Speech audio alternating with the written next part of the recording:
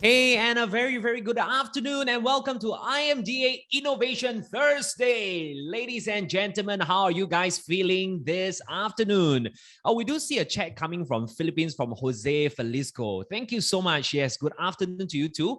I'm not sure about the time difference, but thank you so much for joining us, even though you're not currently in Singapore. That's amazing. And we do welcome problem solvers, no matter where you are, to join us for the session. It's going to be truly fun. It's going to be truly amazing. And we're going to have a really fruitful session over here together with IMDA. My name is Ching Hong, and I am the host for today. Now, ladies and gentlemen, welcome to OIP Call 13. So basically, we are already on the 13th call for different problem owners to surface with their different problems and present their challenges. At the same time, we also have a great team of 11,000 problem solvers over here, really waiting to just take a look at the different challenges in different industries and really put their minds to think about what are the different perspectives or what are the different skill sets they can put together to solve some of the industry's biggest challenges over here.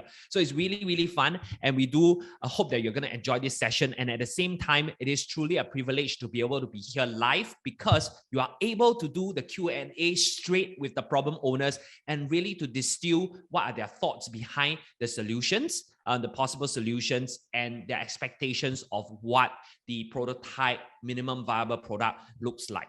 Now, for those of you who are not familiar with this OIP over here, please allow me to share a couple of slides. And I think that's pretty important to give a little bit of context for our friends who might be new to this awesome platform, by the way. So this is open innovation platform. The key here really is to accelerate digital innovation with a win-win solution. That is to match real business challenges to real solutions provided by tech solvers. So what's happening over here, very simple.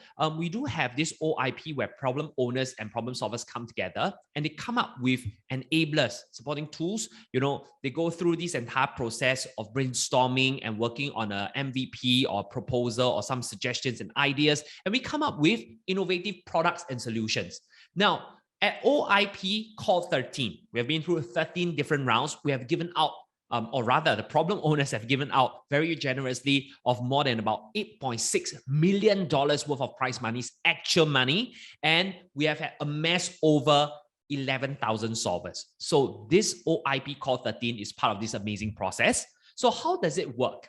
Essentially, we do have a couple of innovation calls every month. So every few months, sorry. So how are you going to be keeping track of this? Very simple. Go to openinnovation.sg and sign up for an account. You will automatically be added to the mailing list where you can keep track of the different innovation calls coming your way. So there will be a call for different solutions, and all proposals will go through a structured evaluation process, and finalists will then be asked to commence prototype development, and each challenge, of course, yummy, is accompanied with prize monies for winning solutions selected based on criteria set by problem owners.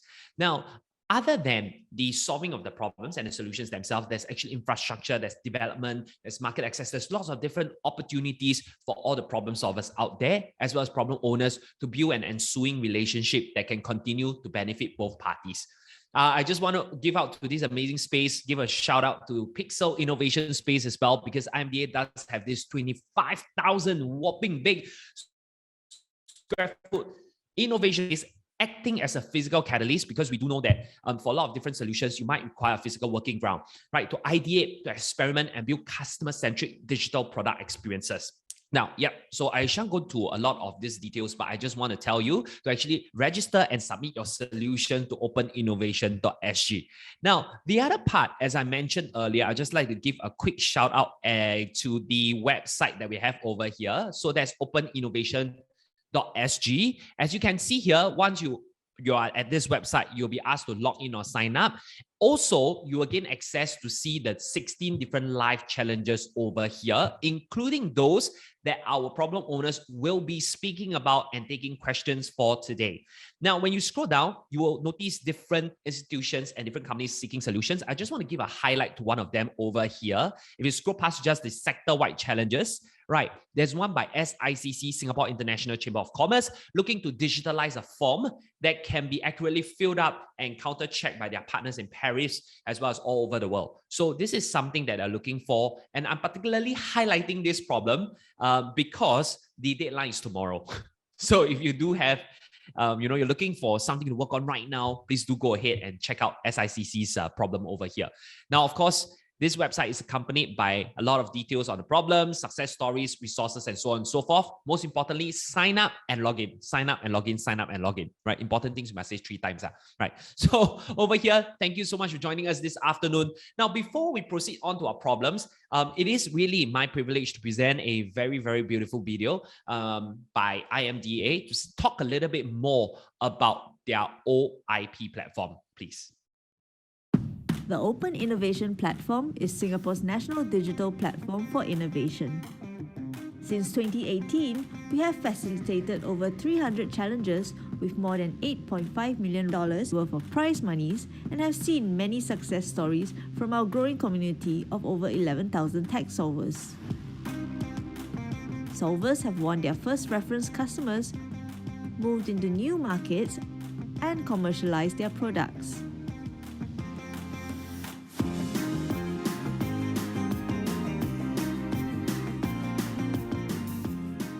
Innovation Call 13 returns with 16 challenges, offering a total of more than $500,000 worth of prize monies. Corporates for sectors such as aviation, engineering, education, and professional services are waiting for your innovative solutions. Submit your proposals to solve these business problems. Log on to www.openinnovation.sg now. Yes, thank you very much. I hope that explains a little bit more about the process. And of course, openinnovation.sg, the only website you need to remember today. And without further ado, today, we do have to address 4 different problems. So the schedule is a little bit tight over here. I shall move on to our first problem owner over here. Now, it's very interesting because we are talking about carbon footprints. Now, established in 1901, British Standards Institution, BSI, is a world-leading national standards body with global clients in more than 150 countries. They have been involved in sustainability standards since 1992. The carbon markets is a very important role in reducing the global greenhouse gas emissions and to prevent greenwashing through the investment in namely non-verified credits, failure in reducing in-house greenhouse gas carbon emissions or double counting carbon credits.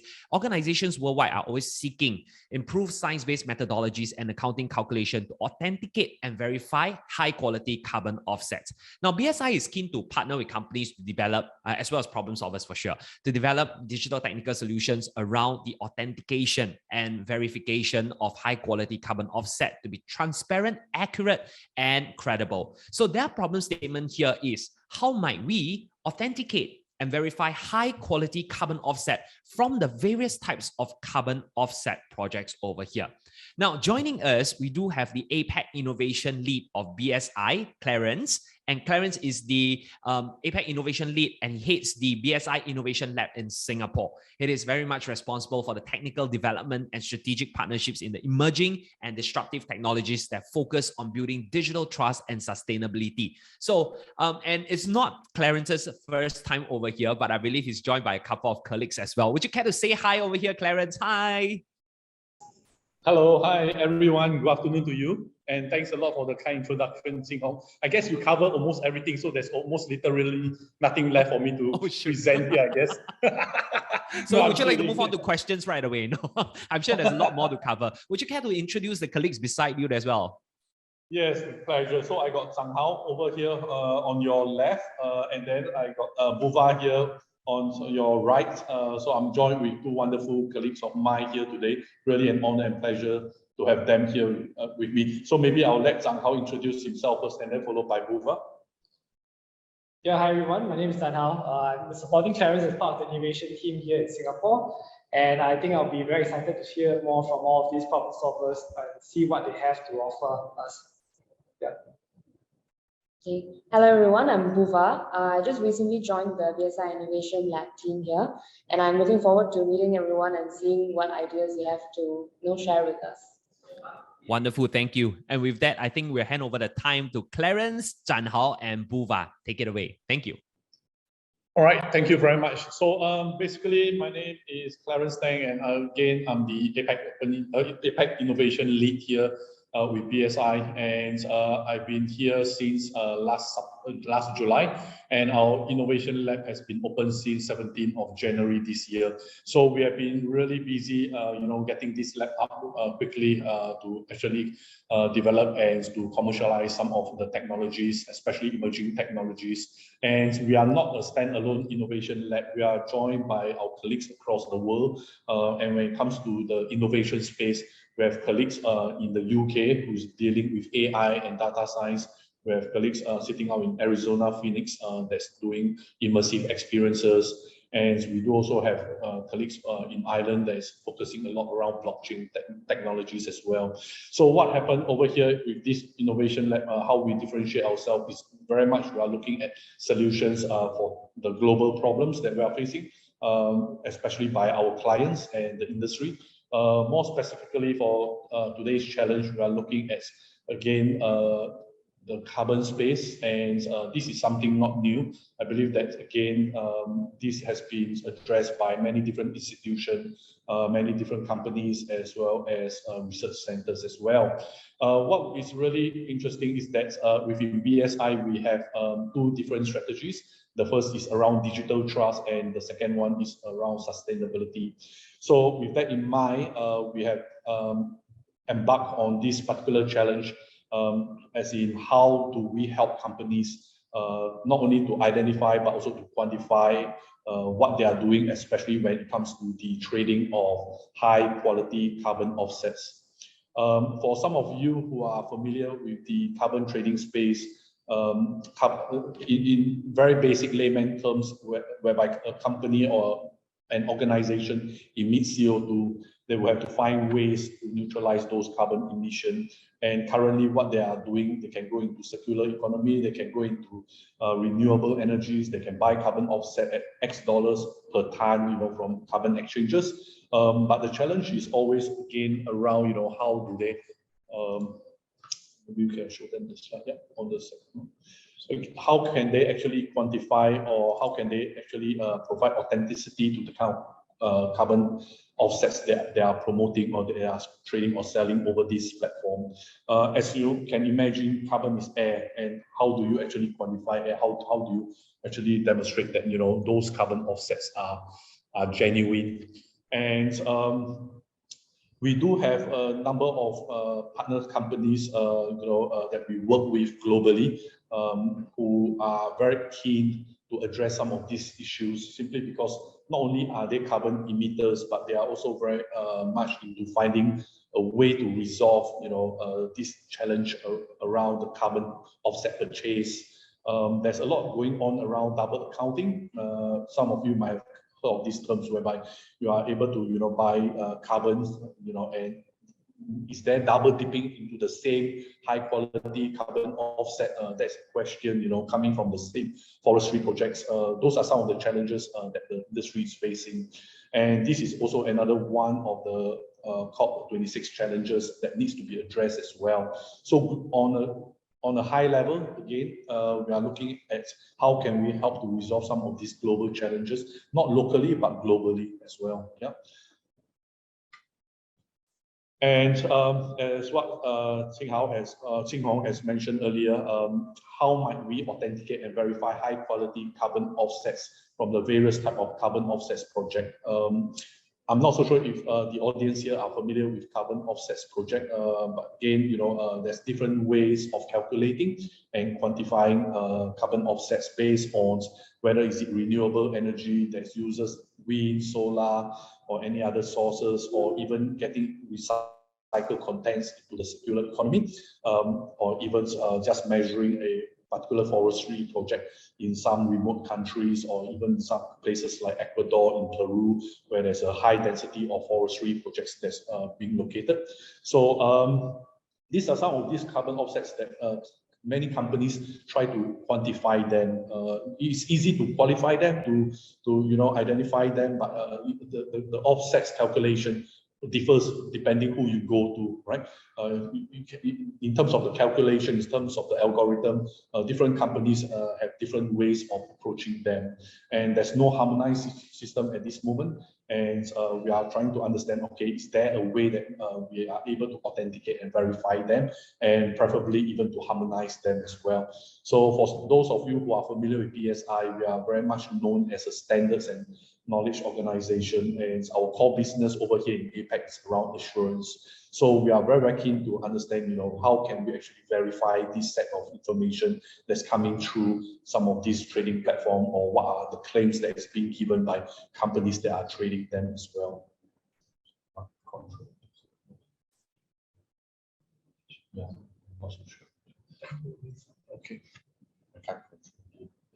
So Can you go to the next slide, please? Sorry, I'm not so sure who is controlling the slide here, but we are unable to control it from our end here.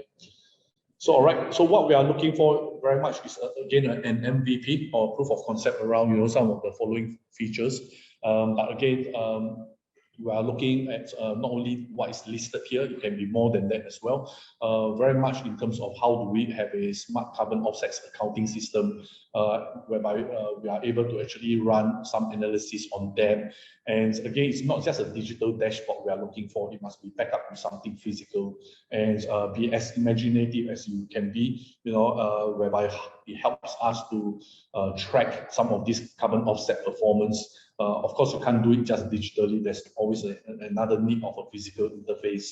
And whether are you putting in sensors on the ground, or are you putting it with some aerial imaging, or some kind of aerial mapping that's able to quantify these carbon offsets, those would help, I'm sure. And again, fundamentally, we are also looking at how can this platform, or how can this set of information or data coming through be secure on the platform, as well as through the transmission network as well. So again, we are very open-minded here. I do not want to really, stipulate these are hard and fast rule around them. Very, very much keen and open to as imaginative or as creative solutions coming up from any one of the tech solvers here. So again, this might serve as some guideline, but again, please don't follow them as you need to fulfill or tick off every single one of these boxes. And again, very, very much more than happy to take this offline post today session and have further discussion around them. One thing to note is that we are not looking specifically for carbon management platform. There are a lot of carbon management platform that's available out there. Every one of them are different and unique and great in their own ways. We are looking at something that we could help to supplement what those platforms are already doing. So please bear in mind, those platforms are mainly for trading. We are not looking for trading. We are looking for something that we can authenticate and verify on behalf of all these carbon management platform, as well as to ensure that the information or the data that comes through them are verifiable as well. So please, feel free to ask any question at a later stage if you have any. Yeah. Let's go down quickly. All right. So again, I will not touch too much on the overall performance requirement. Again, for those who have worked with me before, who are familiar with my working style, again, I'm very flexible, very open. It's an innovation challenge. I'm not going to be saying that you need to have an interface or, that is digitally, it can be, proof of concept in terms of a physical mock-up as well. Of course, there's some fundamental principles we need to adhere to, demonstrate that it's secure. I think that's the basic fundamentals, but the rest, I would say that we are very, very much open about in terms of the overall performance requirements here. Yeah. Right, let's go. Next slide, please. Thank you. So I will not read you guys your bedtime story or afternoon time story. You can take your time to read about the possible use case here. But basically, what we are looking for is a solution whereby it complements what the current setup or the current infrastructure is doing by adding more credibility around them. Especially when it comes to the authenticity or the verification of these carbon offsets. Yeah. All right, next slide. Yeah, and what's in for you? We offer a 30,000 Singapore dollars cash prize for each winner. And again, thanks to IMDA, they are willing to share with us some of their technology resources and their facility as well. Always grateful for that. And again, within BSI, we have 5,000 plus colleagues spread across the world in different functions, from assurance to consulting, standard knowledge and regulatory services. We have more than 82,000 clients across the world as well. And here in APAC, we have offices in almost every single major economic countries. So definitely there will be a lot of guidance, business mentorship, business insights and validation as well. And of course, you won't be working alone. You'll be working with some of our collaborators. We'll be working with our team, working with our business globally as well. There are challenges, of course, in some sense, because we are newly set up, but we'll try and facilitate this working process or journey together with you guys. Again, please feel free to ask what else do you need to make this work. This might not be the only things that is in for you, and we are again, open to any new ideas coming from you guys. What else you need to actually bridge this gap as well. So, do we have any more slides? Can you see if there's any more slides? All right. So evaluation criteria, I will leave it to IMDA. Again, I'm not going to be really hard and fast about all this. Really, flexible about it here. Yeah. So I believe perhaps IMDA probably has more requirements around this. But again, happy to work with IMDA for this round challenge. And that's all from me. Yeah. Well, thank you very much, Clarence. And first of all, thanks for coming back. You must have received somewhat of a very satisfactory solution for your first problem, I imagine, to be back here with IMDA. Is that so? Yeah, we got some really good feedback from the business in terms of what the first three startups are working on, and in fact, at least one or two of them have already started on designing and conceptualizing what is the MVP going to be like. Some very exciting areas that's coming up. Thanks to my colleagues here, to the startups, thanks to IMDA, for putting all this together. So we had a good run with it. Yeah. Right, awesome. And we do hope that this is not going to be a sprint of just 100 meters, but it looks like it's transforming into a marathon where you continue to journey with IMDA as well as different problem solvers. And of course, I believe that for our problem solvers, you are very, very interested as well. Usually the questions will just trickle in slightly after the presentation, but this is one of the first I've hosted where the problems, or rather the questions are actually coming in right during the presentation. And they're actually pretty specific problems. So I think we'll open this question, of course, to Clarence and team, or to Zhan Hao and Buva as well. So do help us to clarify any of the doubts. And for our friends over here, I'd just like to remind everybody to really raise your questions through the Q&A button below, because if you do raise it by chat, we are unable to answer, to monitor, and to track the progress as well. Now, with that, we are moving on to the Q&A session. So the first attendee said that, interesting challenge. I have a question. When you talk about harmonizing the measurement, what is the standard BSI is looking to align to? For example, USO 14064, greenhouse gas protocol. Okay, so I think there's around carbon neutrality here. So it will be ISO 14064 and past 2040 as well, 2060 as well.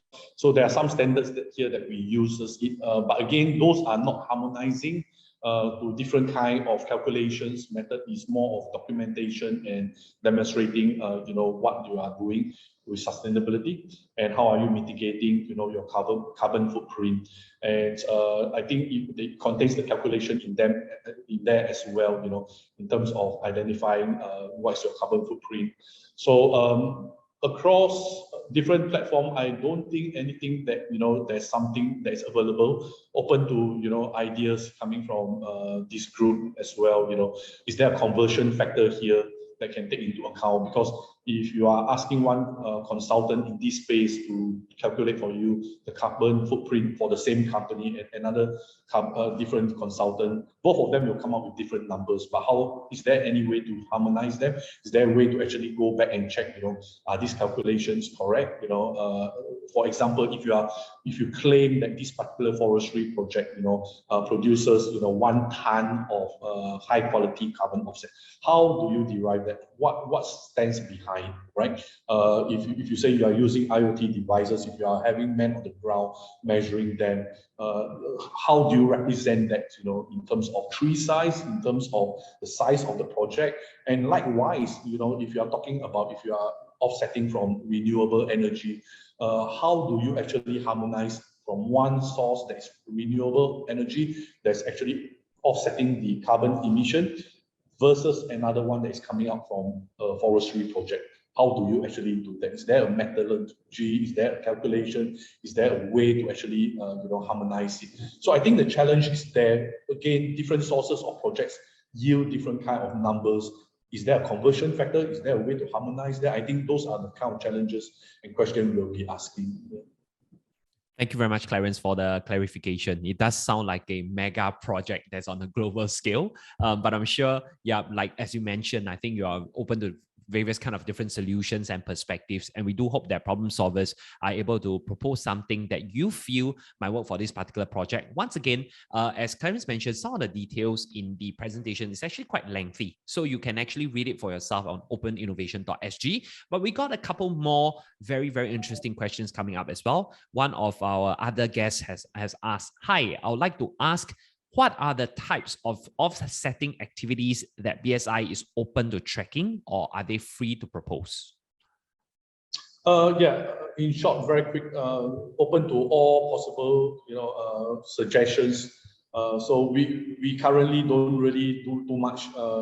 We are involved more on the purchase of carbon offsets. But that's about it within BSI. And if you have anything more to propose, I'm all ears with my colleagues here, I'm sure. Yeah.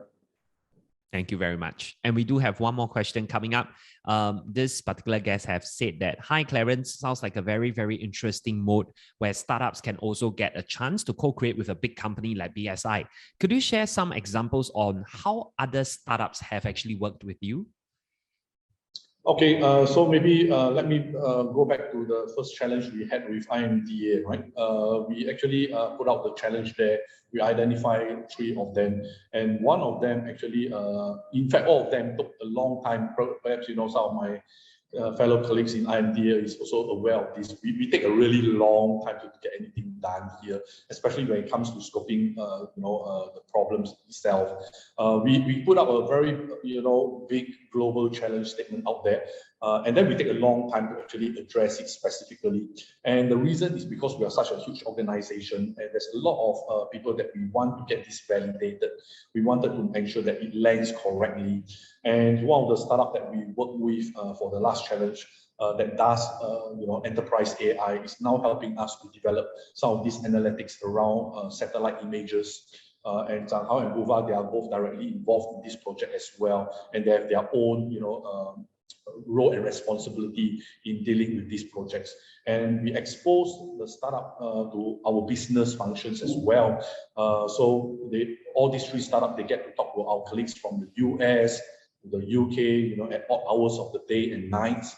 They get to talk to different kind of stakeholders. They get to talk to some of our senior leadership as well. And then we run some of these workshops together with them as well in scoping some of these challenges. We might not always land specifically in terms of MVP very quickly, but once we identify the use case for it, it kind of like snowball pretty quickly from there onwards. Yeah.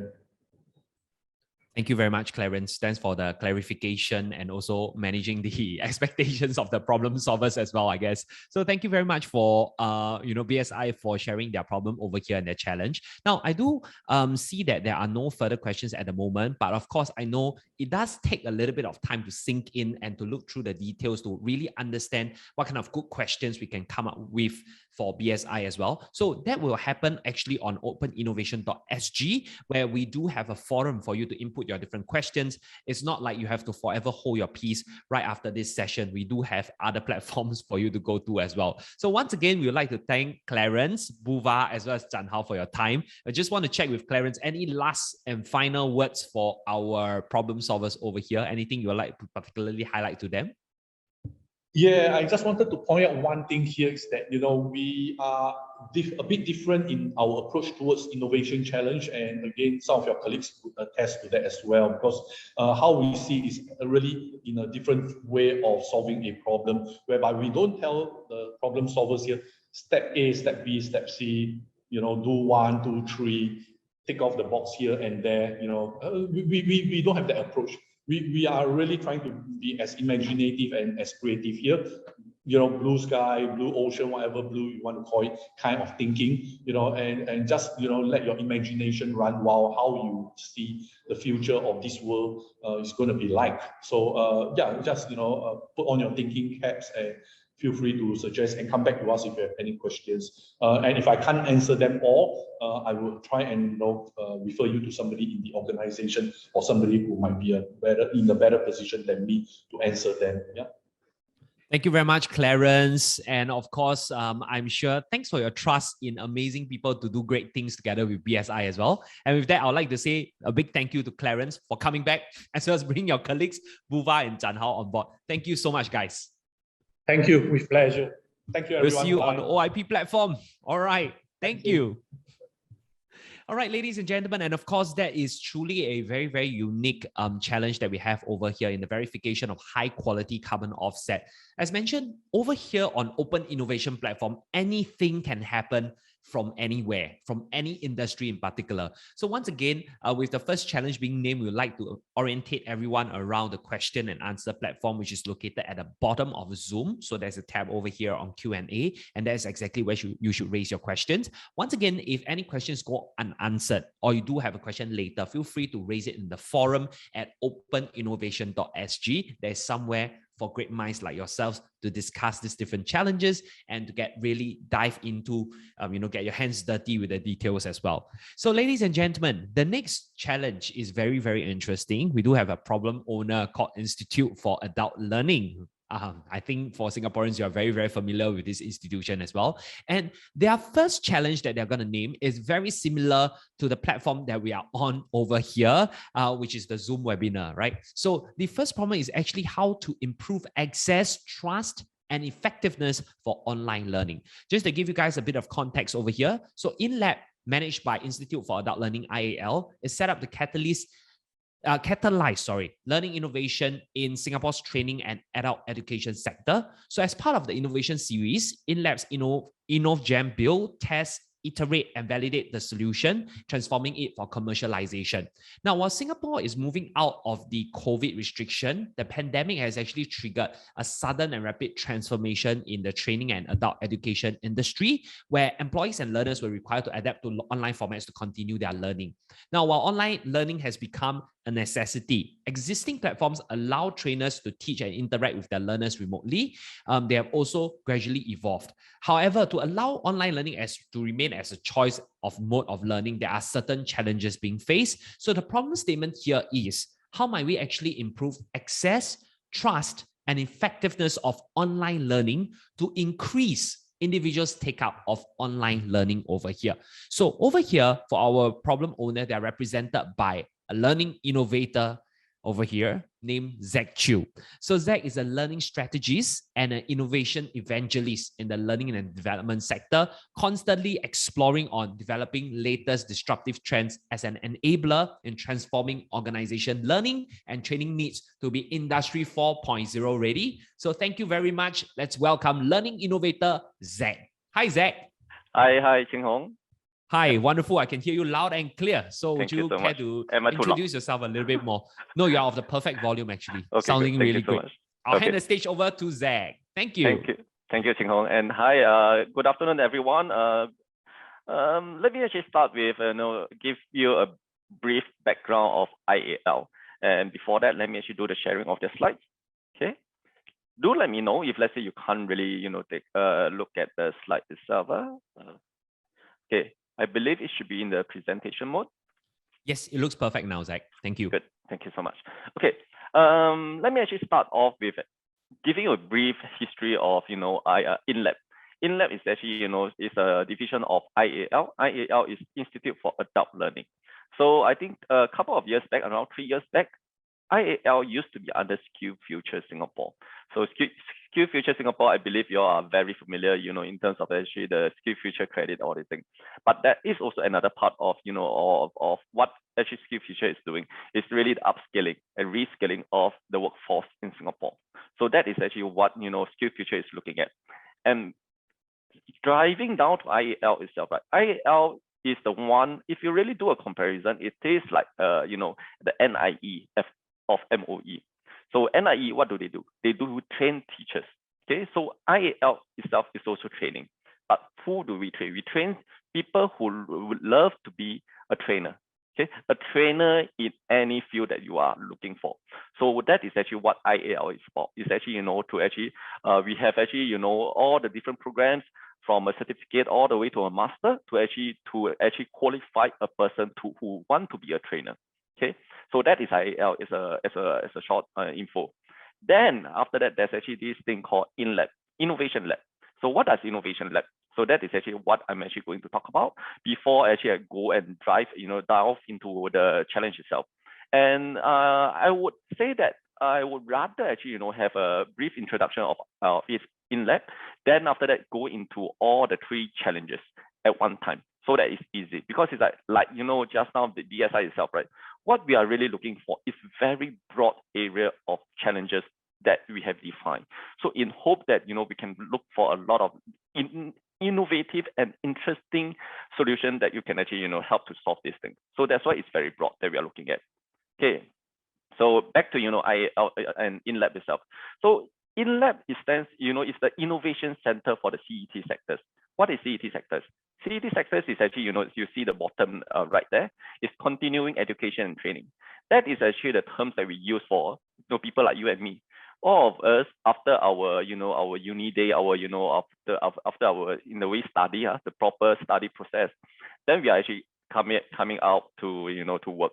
But constantly upskilling and actually reskilling and actually continuing learning is actually something that we are always facing to have, even after 5 or 6 years, even 3 years, or even 10 years after you are actually on doing on the workforce.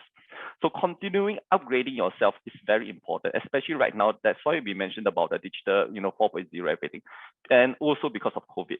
During the past few years of COVID, we have seen a lot of transformation in terms of actually how organizations learn, in terms of online hybrid learning. Everything is actually where what we have been always focusing and actually advocating for people, for organizations to really to adopt.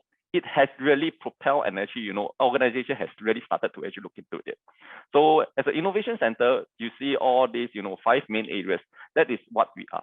We are there to actually a space for innovation. We have a big space of 2 stories at this Lifelong Learning Institute, which is LLI at Paya Lebar. We have actually a research center. We also facilitate collaboration, and also we are matchmaking expertise. What do we mean by that? I will actually brief you further in terms of how are we going to achieve those initiatives that we have through all this. We call it the Inno series program that we run. Okay, just now what the Ching Hong has mentioned is that let me actually maybe see whether is there a laser pointer. Okay, laser pointer. Over here, this is actually 3 programs that we mentioned, and these 3 programs, why I'm actually putting it here, because it's like there is money funding that's been supported. So to put it simple, over here, InnovGem is a $5,000 that we are actually giving. So for InnovGem itself, what is it? What's the purpose? If you know about technology readiness level, TRL level, and if you are really a startup or solution providers, you should actually be quite familiar with TRL level in terms of how ready your technology is, in terms of the whole process, whether you are just from an idea to something like Grab or Carousel, that you are already a commercial product. So that is actually what we are looking at. InnovGen, what we are looking at is actually very early stage, where we are giving up seed funding of $5,000. $5,000, to be honest, it can't do anything. For an organization, it's really as a seed funding for us to push up. So that is actually the whole purpose of us to join this OIP platform, because we are willing to give out this seed funding of $5,000. Not only one, there's actually quite a few of seed funding that we are willing to give out to, for you to really really to ideate this whole thing. Then after that, hopefully you can actually build it into to build a MVP. Of course, this MVP process is a lengthy process.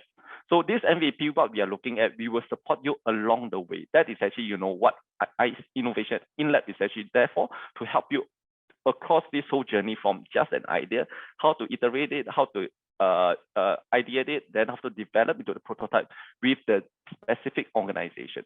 So that is what InnovJam is about. So that is actually why we are actually tapping on OIP platform. This is actually our first time, but InnovJam, and we have been around for coming to 6 years. And InnovJam has been running for actually two years or so, in a way that we are actually, transforming into a startup grooming, a platform for in the learning sectors, in the CET learning sectors. So if you have any ideas that's related to, further later, the three main focus that we are talking about, come and join us. We are actually willing to hear you out and see whether, to give you some pointers of whether is it relevant, or do we have we heard of something similar out there that is nothing, you have to craft further in terms of your solution. And ideally, if let's say you're solution providers, and why is InnoJam important for you? Because InnoJam will be something, if you are already have existing solution and you want to test and build new, add on further features into your solution, InnoJam is a good platform for you to test and iterate it. So that is actually a platform that we actually support, that we give to actually support you along the way. So that is InnovJam. And then there's actually another initiative that we have. We call it InnovPlus over here. And InnovPlus itself, there's also funding, a funding of 200,000. And each year is also happened to be, we are also in the 13th round of InnoPlus this year, this coming round. So InnoPlus itself, what we do is actually we are focusing on the enterprises. We will always collect, it's just like an open innovation platform. We actually collect, all the challenges out there. But unlike IMDA OIP, which is focusing on digital innovation, what we focus on is actually learning innovation. So this learning innovation, we talk about that is actually we will go through this whole, the same process as very similar process of this OIP itself, to actually, to make sure that your solution really fits into what the challenge owner wants. So with all this information are actually on our website if you want to know more. But after that, that is actually the secondary of the whole purpose of this whole OIP, because it's like what we want you to do right now is actually, get your idea right first. Make sure the idea is right. Make sure that it's actually of value. There's actually some commercial value of it. Then after that, then maybe we can actually encourage you to join InnoPlus. There's also another initiative that we have. We call it InnovDev Development. That is actually more for training providers. So it won't be really something relevant. We also have some funding of $5,000 to give, but that one I will skip it because I think that's more relevant for training providers. Okay. And we also have other platform which is actually more like InnoFight and InnoVlog, which is like a fireside chat, or a dialogue, a panel dialogue, all these things that we actually organize. So if you want to know more about all our programs over there, there's actually the website. Okay, then let me bring you to this InnovJam itself. So as you can, I believe some of you startup, definitely you will be very familiar with this incubator and accelerator, the journey that you're actually having. So that is actually what we are doing throughout this whole thing. So right now, what we are trying to do is actually this incubator part, where, it's really to test out new ideas. So for early stage startup, or even for startup or for organization or solution providers like you, that you think that you can really further, build on your tech itself or, initiative itself, come in to us. We have another program launching soon, accelerator, with another few funding, but I will not talk about that because that is actually, of course, it's like InnoPlus, you have to be ready before you come into this accelerator. Okay. So bring me to these three focus teams that we are talking about. And why these three focus teams?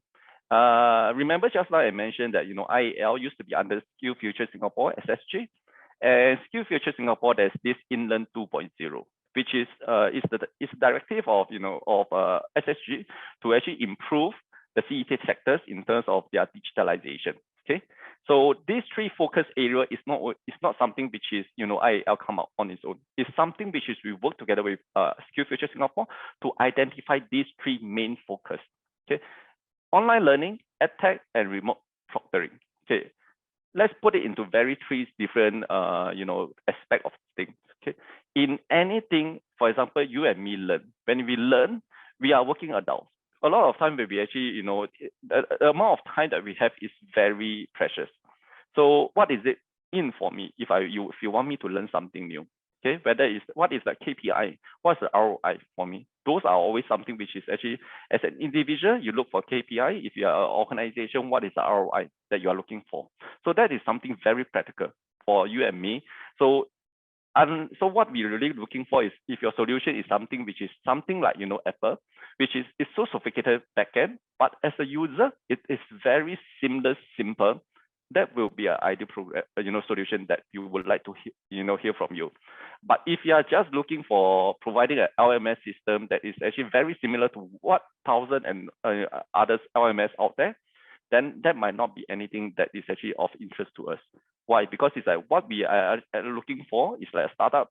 And for a startup or for any challenges itself, right? What is the challenge? What is the gap that you're trying to fill? That is something that we are looking at. So even for these three main areas, right? Online learning, edtech, and remote proctoring. What is this gap you are trying to fill? And how unique is your solution as compared to those solutions out there? That is something that we are looking for. So online learning, edtech, and remote proctoring, it classified into three main prongs that I'm talking about. Learning design. Learning design is actually one of them. Learning delivery is actually another. And the third is learning assessment. You need design, you need delivery, you need assessment. These three areas. So you can classify into three nicely into these three areas. So online learning is actually the learning delivery part of it. Delivery part of it is because it's like right now hybrid. Yes, right now, with the relaxation of, the safety measures, everything, yes, coming back to, more face-to-face. But you and me, face it, we also still prefer, to have a hybrid or, work from home. So that is actually, and that is change how organization assess in terms of the learning component. Online learning, if you conduct a Zoom, if you conduct a, a LMS, if you conduct, a short video throughout to actually, for learning, how do you assess in terms of whether the person learned or not? How do you grade all these things? So this is actually, what we are looking for in terms of the learning delivery. Online, yes, through LMS, through whatever other platform, to a chatbot, to a phone, using chatbot, whatever thing, that is something. Yes, you can have all those things. We have seen quite a few. But what is the uniqueness of this thing that we look at? But importantly, is actually how is this solution going to improve the access, trust, and effectiveness of online learning? Because a lot of time, like we mentioned, that's why you see the second liner is actually to improve the individual take-up of online learning. Because Coursera, or Udemy, all these things has been around for so long. It is very popular, okay, in the Western, but not in the Asia context. Why is it so? Why is nobody really, the take-up rate of online learning is still very low? So that is something which is how you can make it more effective or how interesting to make it fun for all. Then that is actually the first point. The second point that I'm actually going to talk about is the second one, which is actually, in terms of the learning design. So learning design of it itself is, of course, in terms of actually using technology. So your technology, you can use AI, but what exactly is this AI that you're talking about? Whether is it computer vision, whether is it NLP, what exactly is this, technology that you are talking about? Whether is it a learning management platform, whether is it the LXP, learning experience platform, what exactly are you talking about? How is it relevant for the people out there, relevant for the learners? That is actually what we are looking for. Then thirdly, of course, is the remote proctoring. But it's not just proctoring, it's actually the assessment. Because it's like we on terms of on-site, assessment. If you are a place where, if let's say you are in the retail or if you are in the, workplace safety and health, how can you make sure in terms of the, the assessment part of it when you're on-site can be very well done, that organization can keep track of whether you perform the skill sets or not. That's why what we are looking for over here, because it's like a lot of time in terms of adult learning, is a skill set competency that we are looking at. So this skill-based assessment is something is how can you better define and actually really to assess and actually to make sure that the person performing the task has the right and good enough skill set to make the job done well. So that is actually what we are looking for, these three main areas. So this is, if you want to, of course, it's like in the open innovation platform itself, we have elaborated further in terms of the challenges that we are looking for. Feel free to read that up. Why is that important? Because those are actually, some of the use cases that we have from the past, from all of the enterprises that we are actually engaging with. So that is actually, the challenge that we have. But of course, that is not the only challenge that we are looking for. If you have any solution that is related to these three, challenge teams itself, feel free to write into us, and we can actually, award you with the prize money itself. Okay.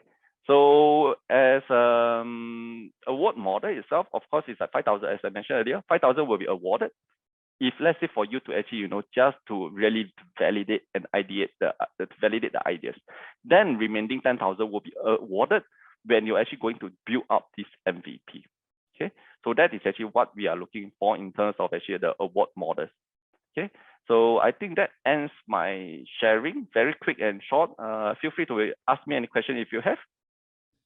Thank you very much, Zach. Welcome. And of course, it's a little bit like Inception today. You come to sort of like a problem-solving platform, and then you realize that, hey, there are a lot of other problem-solving platforms, incubators and accelerators as well. And I love that. I'm sure many of our problem solvers will go over to your platform to take a look at the different challenges, as well as the different possibilities for growth in the adult learning field. And of course, we do welcome any questions from our problem solvers at the moment. I think this is the first time they will actually have to work with 3 different challenges at one go. So maybe let me just reiterate. First of all is how to improve access, trust, and effectiveness for online learning. Or do you mind, Zach, to put up that slide again? You do have that slide with the...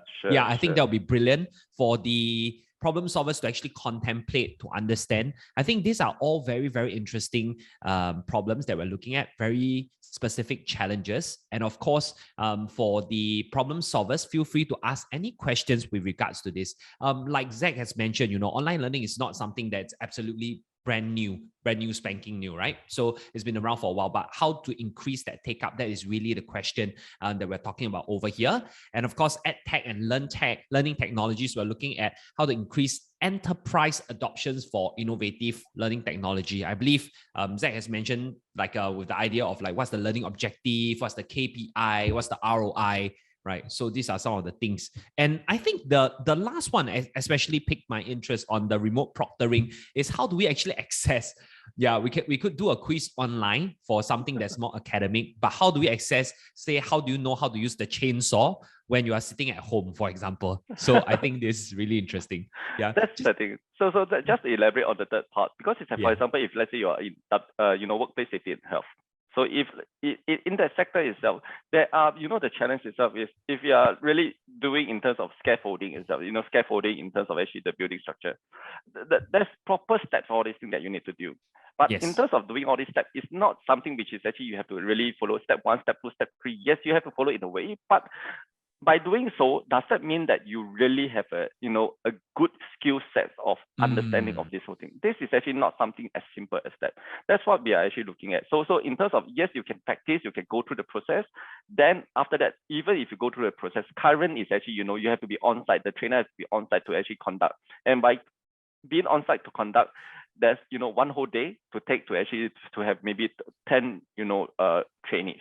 Right. But how can it be more effective for me to actually really, roll it out faster, more effective online learning, or, video or VR, AR, or these things? These are actually some of the things we have tried before. So how will it be something that you can actually, improve on it, further build on it? That is something we hope that you can actually come in for. Well, Zach, do you mind sharing an example of a certain skill sets that you guys have probably like tried to test before in a different kind of scenario, rather than doing the actual thing? You come up with a sort of like a different way to proctor it remotely. Yeah. Okay. Let me actually give you one example each, huh?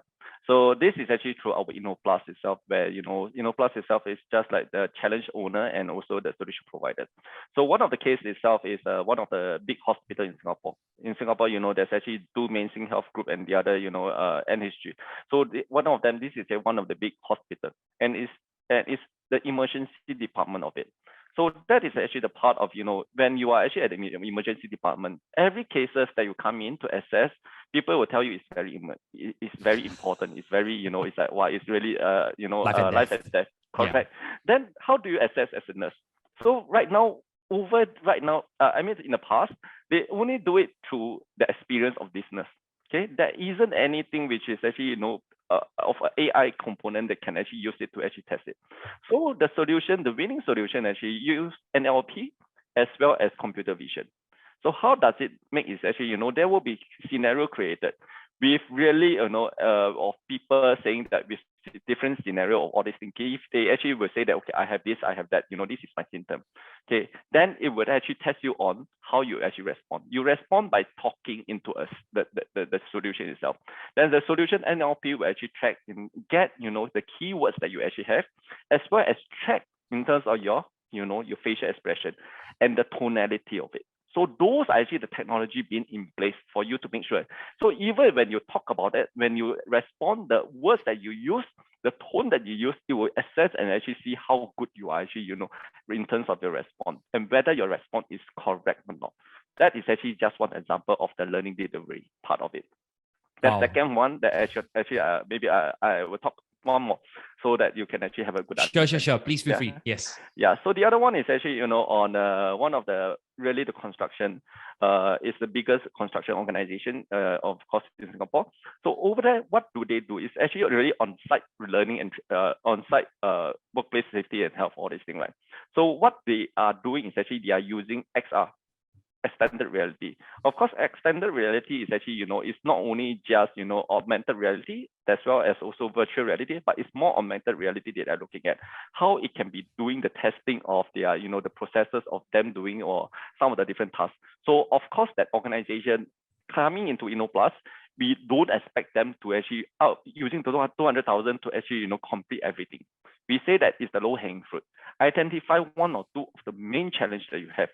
And these 200,000 can fulfill and build this prototype out. So build this up. Then after that, test it. When it's useful, then you further, get the funding from anywhere else to actually, further improve on it. So that is actually what they did. They actually used the AR, XR, extended reality to actually, to really do the testing, to do the equipment, not really equipment, it's the workplace safety training that they're actually doing. So that is actually another of the solution that I'm actually, that just want to share with you. That's amazing. There are others, but I don't want to actually talk too much because if not, it will be. Yeah.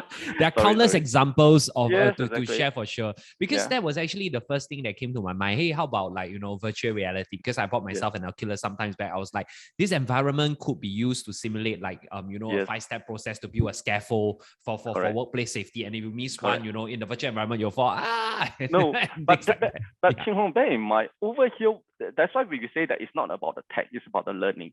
Imagine if, let's say, how can you actually make use that it can be accessed by as many people as possible, yet people learn. And in the whole learning process, right, where is this gap that is trying to fill? It is definitely maybe physical training is still a need. But how this, solution can actually fit into the, the jigsaw puzzle, fill in this missing very important piece. That is actually what we are looking for. And then assessment is very important. You don't just do the video or do the AR or this thing and watch a video, everything. But in terms of how do you track the performance after going through this whole solution itself, that is actually what we are would like to emphasize as well. It's not because it's really like I say, like it's an ROI, it's a KPI that the company is looking for, right? Yes. So Zach doesn't want fluff. Yeah, no. that high-tech stuff and all that. Yeah, I'm sure they do have a place in a certain part of the process. For example, where you mentioned like, you have like maybe 3 people coming in for a test today and the tester have just got to sit there waiting from like 10 a.m. to 7 p.m. while that thing could have been done remotely, as well as the case of the nurse that you mentioned at the A&E ward, which I found to be pretty amazing as well, because you can actually, who would imagine that natural language processing and, mix up with like even inflections in your voice, the tonality could actually amount to something. We always take something at face value of the verbal and the words and the content, but actually the part of the body language is missing, which is very, very interesting in that verbality, I think. Yeah, the verbal aspect of things. I'm not sure whether there's such a word. Right. Neither do I. Cool. Yeah. So I think this will. I think Okay, there Benny is one Tan. question. Yeah. Yes, correct. Benny raised a very, very good question, because I think earlier when Zach raised the different examples, they all come from different industries, and it does appear that there needs to be very specific solutions created for those industries, and it does make sense, because if those industries get that implemented, it could potentially be a market that goes up even to globally, right? So Benny Tan's question is this challenge industry specific? I'm not sure which challenge he's referring to, but I am going to assume that it's the proctoring one, right? No, let me actually maybe Benny, if let's say I try to answer your question, I would think that Benny question is actually on all three. Yes, correct. It's actually on all three, and that is the part. Because why all three? Because it's like as Benny, you have correctly pointed out, it shouldn't be so industry specific. Why? Because we are looking at the main thing is learning innovation. It covers all areas. So it covers all areas. Of course, you can, but by saying so, it's so wide. Then after that, how do I zoom in? That's why I mentioned already. What is the pain point that you want to address? So as long as you can actually define which is this pain point in which industry, and what is the prospect? What is actually the demand out there? Imagine, for example, if let's say I'm talking about this, let's say metaverse. If let's say I'm building this thing for maybe I'm not too sure whether in this specific industry. Imagine by introducing this solution, it can impact millions of people in this industry, and it can be further scaled into other industries. So that is something that we would hope to have. Of course, your solution, you first of all, you zoom in on one of the practical, industry challenge. Then after that, you can broaden it. That is always what we are always asking, challenge owner as well as solution providers to actually look for. Yes, so it's not really industry specific. If I answer yours well enough, if not, feel free to ask me any question. Right. So Benny does have another question. He's saying that if I'm focusing on developing sales competency, is that too focused or too broad? No. Okay, I can quote you one more example. One of the example which we have is there's this big IT solution company. Okay, they are the challenge owner. Then after that, they come in with saying that the sales enablement department of them. Okay, which is really a challenge. Salespeople is always out on the ground. Okay, they don't have time for training. Yeah, what training? You don't tell me like I'm just going out for my deals, everything. So how are you going to train all these people? So that is actually, the solution come in with a sales enablement platform using chatbot. Of course, chatbot is not just chatbot. What is this uniqueness of this chatbot? I won't further elaborate on this thing. So that is something which is they win the solution. And right now, this big MNC is actually rolling this sales enablement platform, not only to Singapore, it's also to other region of other sales team in the whole world. That is something. That's why sales enablement, yeah, it can be. Just feel free to actually come in. That can be one of the challenge or industry area. Yeah.